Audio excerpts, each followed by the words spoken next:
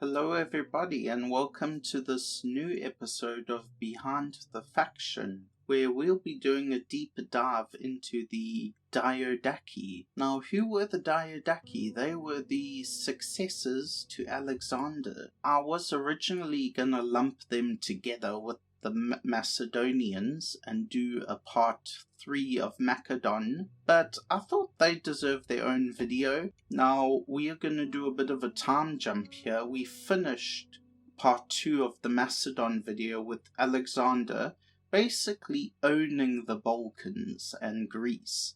In the prevailing years he did conquer Persia. Now we're going to pick up from where he dies, but before we do, it's important to cover some topics. Alexander conquered huge swath of Persian territory right up to this area here, Jhelum.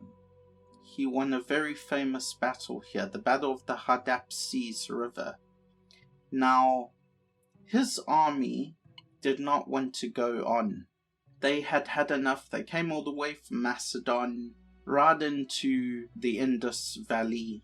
It was not long after this battle that they mutinied for the first time. They decided enough was enough. Now, as I told you, Macedonian kingship is not absolute. They could not disregard the wishes of their troops. So he did pull back.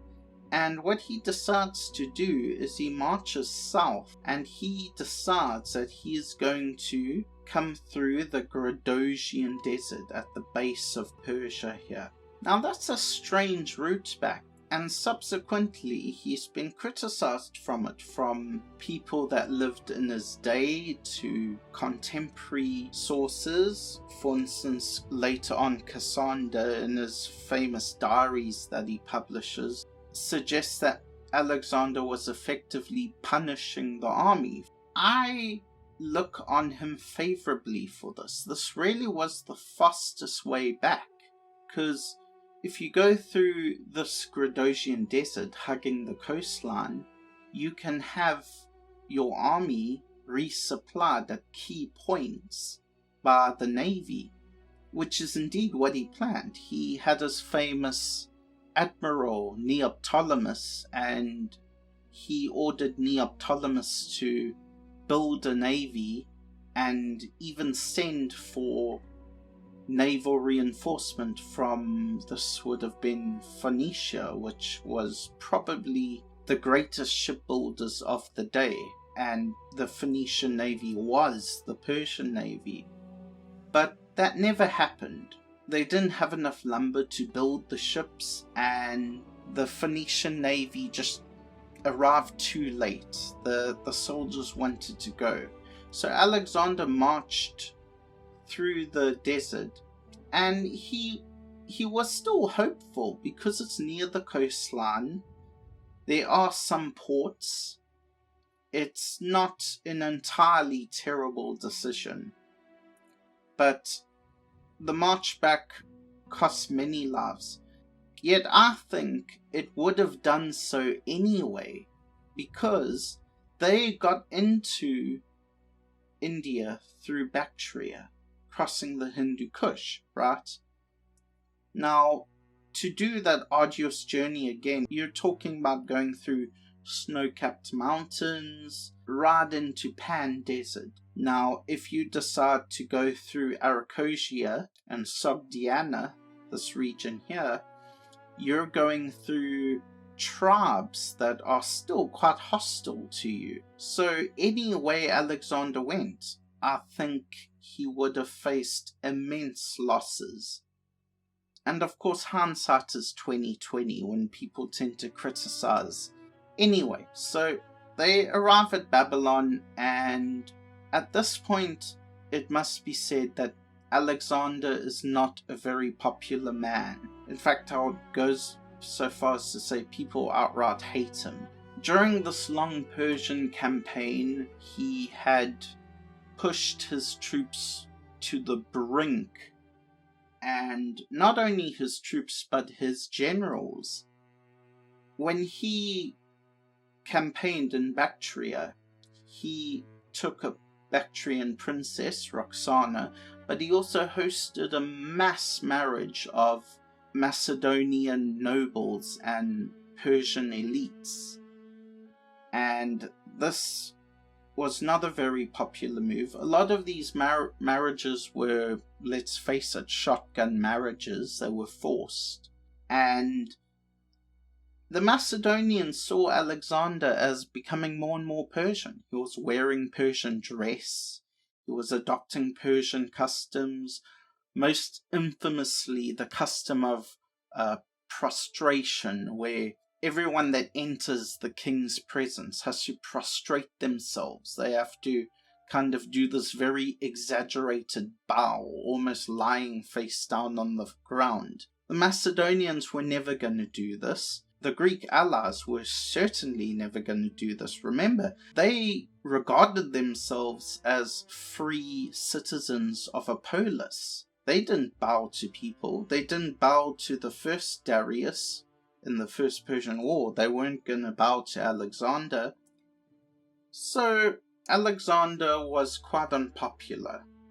And his troops, who were stationed at Opus, actually rebelled and forced Alexander to come over and hear out their grievances. This became known as the Opus Mutiny. What came out of the proceedings was that Alexander would allow 10,000 of his veterans to go back home to Macedon. Now, this was very precarious because remember, the Macedonians are an occupying force. They mainly relying on their Macedonian corps and Greek heavy infantry. And Alexander just lost 10,000 of his Macedonian veterans that made up that corps. But he sent them home. And he went back to Babylon. His best friend Hephaestion died. And he went on a 3-day bender.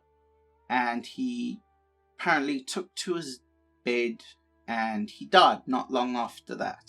Now, he died leaving an unborn child because his wife Roxana was pregnant, and a huge legacy. Not only Greece, Macedonia, and Thrace, but the whole of the Persian Empire. The Macedonian kingship was never strong. It was only as strong as its ruler. And, well, Alexander, he was dead. And there was one question on everybody's lips. So guys, who gets what? And there were several contenders vying to answer that question. First there was the dashing Perdiccas, leader of the noble faction, commander of Alexander's companion cavalry, and a personal friend. Pros include the fact that Alexander had given him his signet ring before he died. Cons include the fact that no one loved nor trusted him. Next we have the most senior general in Alexander's force, Antipater, much respected Antipater. Not radical enough to trouble the nobles, and a safe pair of hands that the army could get behind. Craterus was the army's choice, a grizzled phalanx commander, put in this position just to shut the army up. The army were like, hey, we want to say. And the nobles were like, no, oh please, no, oh please. Okay, well here's Craterus. Aside from Hephaestion, who had died, Leonatus was probably Alexander's best friend and leader of his bodyguard, who swore to protect their king until old age. Hey, good job. The grizzled one-eyed general Antigonus was there by virtue of the fact that he basically held the land that guarded Macedonian supply routes throughout the empire. So yeah, good luck trying to cut him out. Lysimachus, he was another veteran general from Philip's generation. He was there.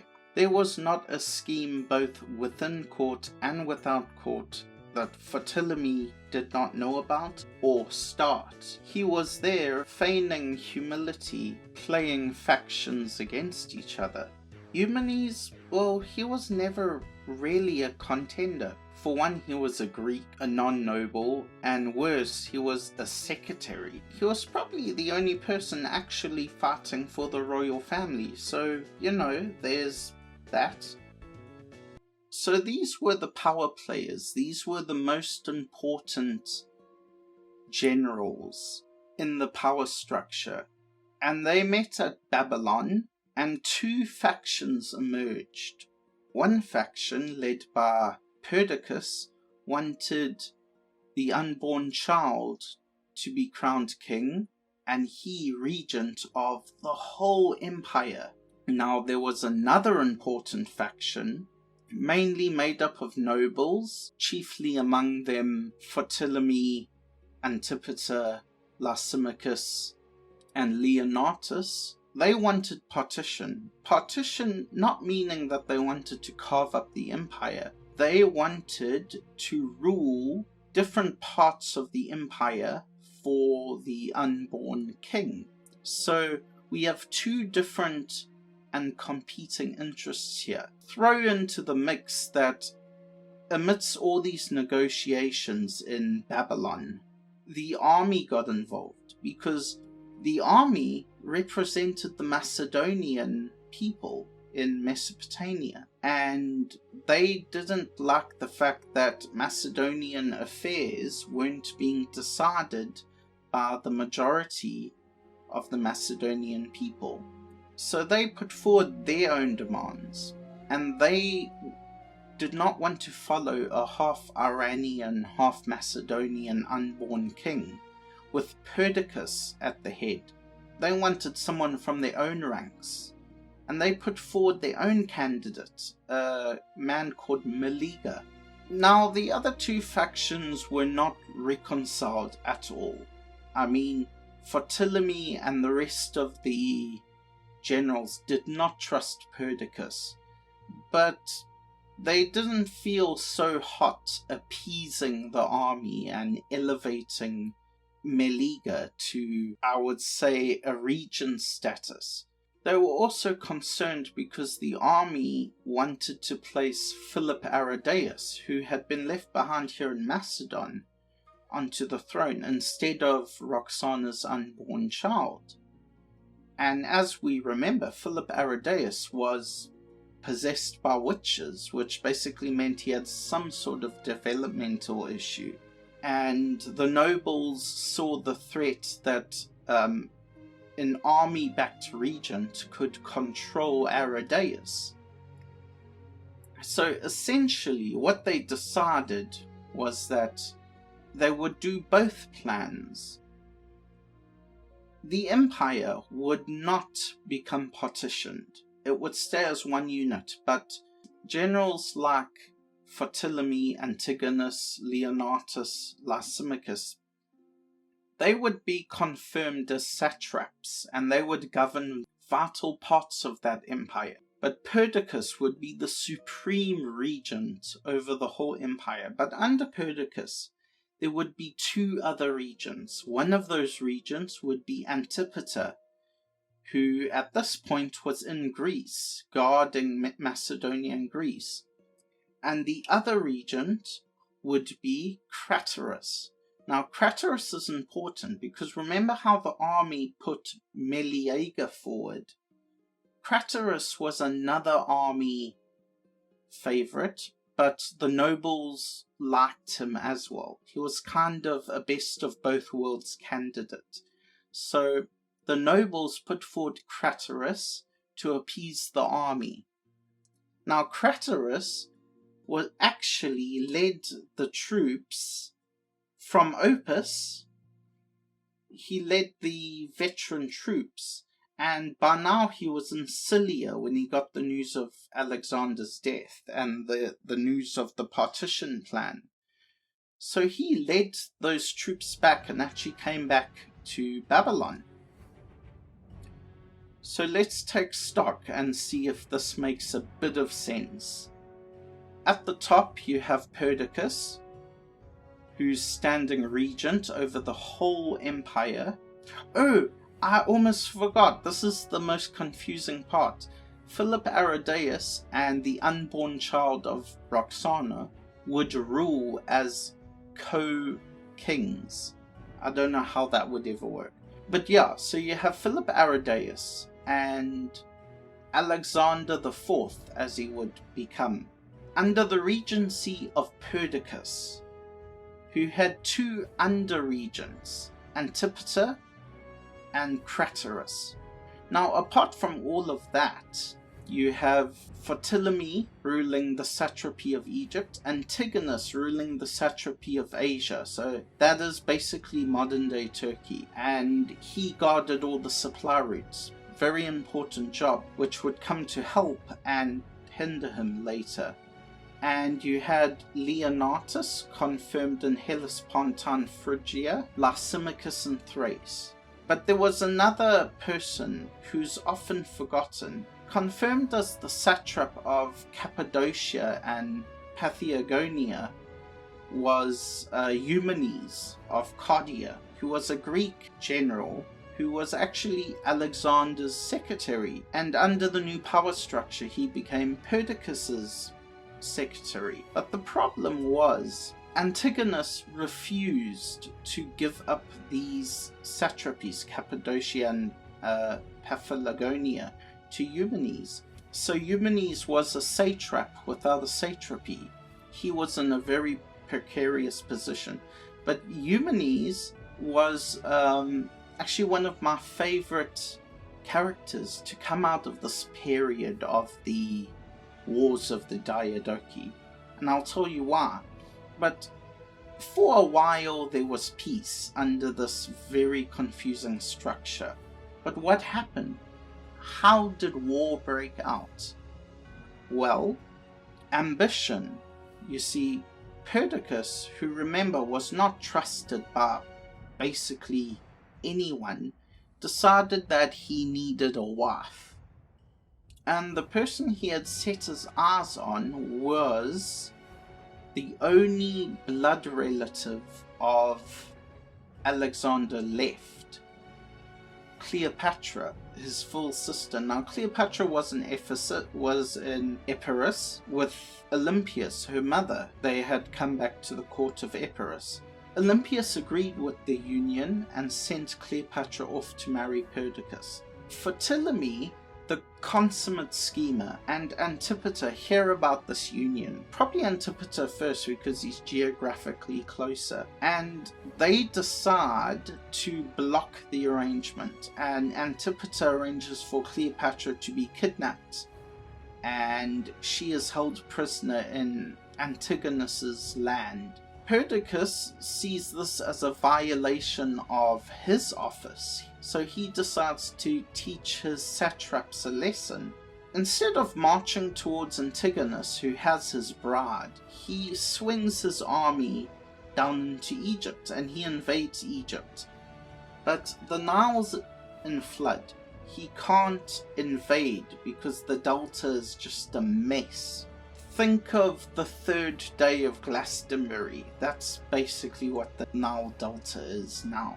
Ptolemy doesn't have enough troops to withstand Perdiccas, but he has money and he has his schemes, which is Ptolemy's greatest weapon, and he organizes with Perdiccas's captains that they murder him. And one of Perdiccas's captains, Seleucus, who you'll hear more of later, murders Perdiccas. And he does this on the promise of gold, but also the satrapy of Babylon, this region here. So when Perdiccas is murdered, his whole army defaults to the control of Ptolemy. Ptolemy halts at the delta. He doesn't do anything, because Antigonus is dealing with problems of his own. Remember Eumenes? Well, when Perdiccas's bride, Cleopatra, got kidnapped by Antigonus, Perdiccas gave Eumenes permission to take his satrapies of Cappadocia and Paphlagonia by force. So he did. Eumenes invaded. He had a royal license to do so. And Antigonus mustered an army with help of Leonatus and Craterus, and they marched against Eumenes. And Eumenes gave them a wallop, and it wasn't just a wallop. Leonatus and Craterus two of the most important generals in the power structure lost their lives. So here we have this Greek secretary who everyone underestimates, and he beats 3 of the best generals in Alexander's whole army and kills 2 of them. Not himself, but in the battle. Now Antigonus chases Eumenes, but the 2 were in a position where neither one could beat the other one. But Eumenes was in a very precarious position where his master Perdiccas was dead, and he essentially just decided to wage war in the name of the unborn king Alexander IV. They didn't know he was a boy, but he would become Alexander IV, and Philip Aradyus. But effectively he's on the run. He's somewhere here in the Caucasus, and he's just biding his time. Now what happens at a town called Triparadaspis, which is here, the victors all meet. Ptolemy comes up from the south, Antipater comes through from Macedon, Antigonus comes down. And they decide to do another partition. And what they decide is that Antipater should become the sole regent of the whole empire. So Roxana, who is pregnant, and Philip Aradyus go to live in Macedon. It also confirms the appointments of Ptolemy in Egypt, Antigonus in Asia, Lysimachus in Thrace, and it declares Eumenes an enemy. Curiously enough, Seleucus, the man who actually murdered Perdiccas, or helped murder Perdiccas, was cut out of the power-sharing structure completely. And I think it was probably Antipater who didn't like the sound of a new general who seemingly had nothing in his curriculum vitae up to this point. For him to be holding such a huge satrap as Babylon must have been a bit threatening to Antipater. So Seleucus comes to Egypt and he serves as Ptolemy's general for a while. And there's peace in the empire and everything is hunky-dory. Lols, no jokes, it's not, because even this is just a very uneven power structure, because you have one regent here with the 2 heirs to the throne, but you have immensely powerful governors in these almost independent regions. So how did war break out the second time? Well, Antipater, old bastard that he was, keels over and dies one day. But he made the horrible mistake of not passing on his regency to his son, Cassander. Now, Cassander had no real right to expect the regency. It wasn't a hereditary decision, but he was hurt by it because Antipater chose a soldier called Polyperchon, who was an army commander. And Polyperchon becomes basically the regent of the whole empire, but also the de facto king of Macedon.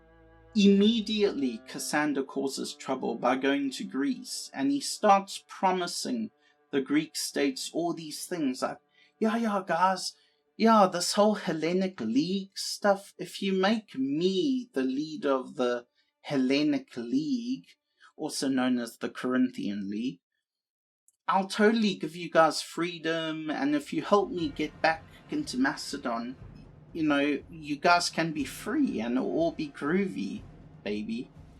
No, it didn't work. So he's causing trouble in Greece. Polyperchon has no allies. You see, it was a bad decision. I call it a bad decision because Polyperchon had no connections, and the other satraps did not like him. So Polyperchon needed allies, so he turns to the wayward general Eumenes, and he sends Eumenes the royal seal. And with that royal seal, Eumenes comes into the empire again and comes to colonies settled by veterans of the Macedonian army in Scylla, and he recruits them into a new army, and the army goes with him. The veteran silver shields, the pride and joy of the Macedonian phalanx, go with Eumenes because he has royal authority now. Polyperchon is the regent, and he also takes a lot of horses for his cavalry. This alarms Antigonus, who doesn't like the situation at all. Antigonus reaches out to Cassander, and he's like, ring ring buddy, are you okay there? Are you good? And Cassander's like, nah man, I have like no troops and I've been kicked out of my home, can you help me? And of course Antigonus is like, totes man. So Antigonus sends military help. Lysimachus and Thrace does as well. Cassander, with help from Lysimachus and Antigonus, meets Polyperchon and kicks him out, doesn't kill him. Polyperchon goes to Greece, where he causes even more trouble. And Polyperchon has an ace up his sleeve. He has the royal family. He has Roxana and the newly born infant king Alexander IV. And just to fuck with Cassander, he sends them to Epirus. Who's in Epirus? It's only bloody Angelina Jolie. And Olympias hates Cassander. Now, Cassander, even though he booted out Polyperchon, he came back into Greece to try and capture him, but he was bogged down between the allies of Polyperchon and his own allies. And while he was in Greece, Olympias mustered an army from her nephew, who was on the throne of Epirus, and invaded Macedon. At this point, the only ones left in Macedon is Aradyus. Yikes. That's a yikes from everyone. The bewitched that guy? Aradyus? Yes. He was the only one left in Macedon. But Aradyus had quite a formidable wife called Eurydice. They mustered an army. Eurydice propped up Aradyus on a horse, and they met Olympias in battle. Round about here, about the passes between Epirus and Macedon. You have two armies facing off with each other, about to kill each other. And an old woman goes up to the front of her troops and rides out to the enemy army. And she rips off her top. She beats her chest. And she says, "Would you harm the mother of Alexander?" And the other troops look at Angelina Jolie / Olympias, and they look at Philip Aradyus, and they just fuck off. They just totally abandon Philip Aradyus and Eurydice, who Olympias captures and takes them to Pella and beheads them both. Now, Olympias ruled Macedon for a mere couple of months before Cassander reinvaded, and by this time Olympias had orchestrated such bloody purges that she was essentially chased out of Pella, the capital. Cassander captured her and put her to death, and not long after that confined the young king Alexander IV and Roxana to essentially a house arrest. They weren't murdered yet, that would come later. So the war in this area was put down. Meanwhile, Eumenes is wreaking havoc in Asia. Antigonus just can't capture him. At one point, Antigonus has him in a corner in Paphlagonia, and he says to Eumenes, "Eumenes, you are such a good general. I underestimated you, bro. That's on me. Why don't you join me? Why don't you become my right hand guy, my main man? Come on."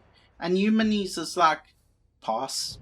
You believe it, the ball's on this guy. And Eumenes actually escapes, and he escapes with most of his army. Now at this point, Eumenes has lost the support of most of his Macedonian troops, but he keeps them together. And how he keeps them together is this amazing story. I love it so much. Eumenes, realizing that the Macedonians had reservations about following a Greek, every day when his army sets up camp, he sets up a royal tent for the spirit of Alexander, and every day he has the troops parade in front of the tent, and he goes into this empty tent, waits in there for a while, and then comes out and gives out the orders that the ghost of Alexander has given to him. Now, his Macedonian troops probably knew it was bullshit. The army was very superstitious, and it was enough for them, so the Macedonian officers just kind of rolled with it. Now, Antigonus chased Eumenes relentlessly all over the empire. Now, unfortunately, he caught Eumenes in Mesopotamia, and he didn't offer Eumenes the offer again to join him, and he put Eumenes to death. Now, apparently, Eumenes was so respected by Antigonus's son, Demetrius, that Demetrius tried to bargain for the life of Eumenes, but unfortunately, it didn't work. And thus comes to an end of the Dayadachi who wasn't a Dayadachi, the successor who was not a successor. Very strange circumstance that brought this Greek secretary to prominence, but very indicative of the wars of the Dayadachi. Technically it's Dayadakoi, and I keep wanting to say that, but it's known as the War of the Dayadachi because the Romans won and we ended up speaking Pig Latin. So there you go. That's why we use the Latin words. Anyway, so now there was peace. Ha! No. Lol. Because now you had a situation where Cassander was regent of the whole empire, although practically he only ruled in Macedon and he had hegemony over Greece. You had Antigonus, who at this point had taken control of Asia and the empire right up to the far eastern satrapies into India. And then you had Ptolemy just chilling here, and Lysimachus, who a while back just said, you know what, you guys do whatever the hell you gotta do. I'm cool here. Part of me thinks he was the clever one. Anyway, Ptolemy sees this huge power block that Antigonus has, and he starts to pull a coalition together between Cassander, Lysimachus, and of course himself. And they decide to take on Antigonus because they felt that Antigonus was trying to rule as a king, and they had not proclaimed themselves as separate kings yet. Antigonus was wise to what was going on, and what he does is he invades Greece to mess with Cassander, and he wants to stir up Greek independence and Greek nationalism against Macedonia. And in the game, this is reflected by the fact that Antigonus actually has troops and land in Greece. Chalkis here is under Antigonus. It's part of the Antigonid kingdom. And he has allies that are in a league with him against Cassander and his allies. And this is what was happening in Greece. But because of all this fighting in the Greek peninsula, Antigonus couldn't guard his flank. He left that to his son, Demetrius. And Demetrius faced off against Ptolemy in Gaza. Ptolemy actually drove back Demetrius. Demetrius retreated further up to Syria. But Ptolemy did not chase Demetrius. Instead, he beelines to Babylonia, and he puts Seleucus in charge of the satrapy of Babylon. Now, Why did he do this? He did this to cut off Antigonus from the eastern satrapies and any hope of resupply and vital reinforcements and other resources. Now, Antigonus and his son Demetrius are at war with Egypt under Ptolemy, Cassander in Macedon, Lysimachus in Thrace, and Antigonus is bogged down in Greece, and Demetrius is licking his wounds here in Syria.